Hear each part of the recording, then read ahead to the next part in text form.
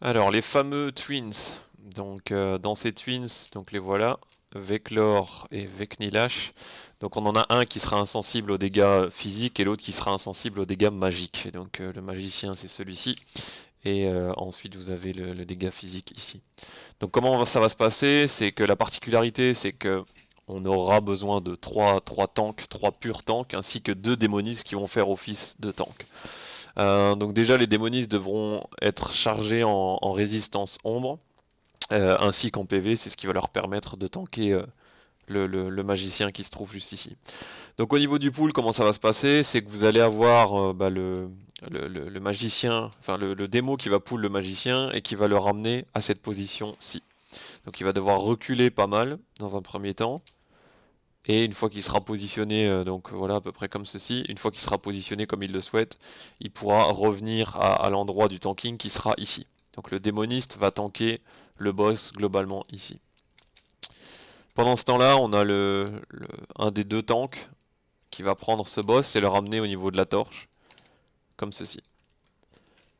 Le deuxième démoniste qui tankera se positionnera ici sur les marches, tandis que le deuxième tank, donc main tank principal, se positionnera quelque part ici.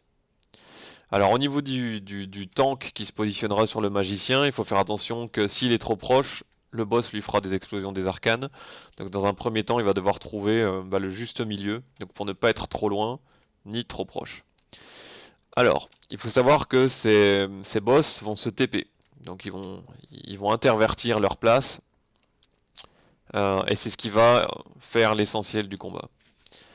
Ce qui va se passer, c'est que donc, dans un premier temps, le magicien sera tanké par le démo à cette position-ci. Donc le démoniste va devoir monter son aggro assez rapidement euh, pour que les DPS magiques puissent faire leur job. Et à contrario, donc ici on aura un tank qui devra aussi monter son aggro rapidement pour que les DPS physiques puissent s'attaquer.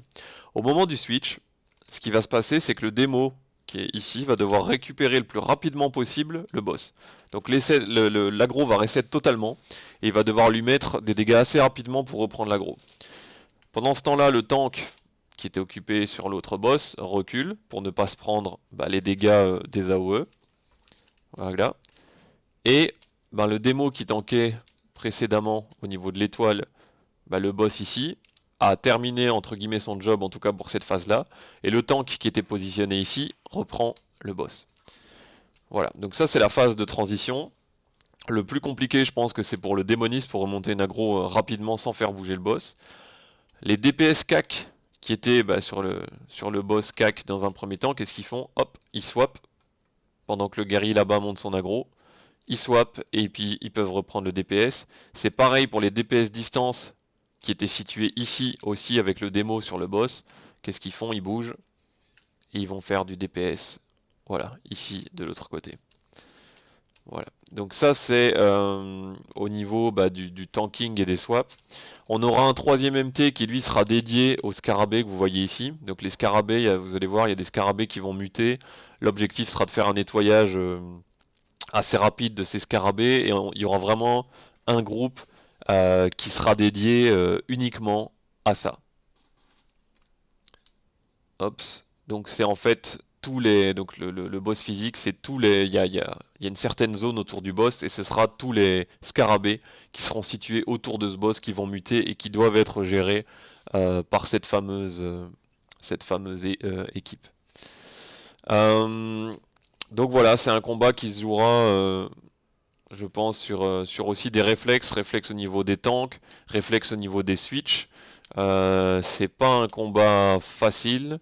Il faudra que les démonistes aient bien taffé leur stuff. Mais c'est un combat qui est assez sympa, assez drôle et assez bien foutu.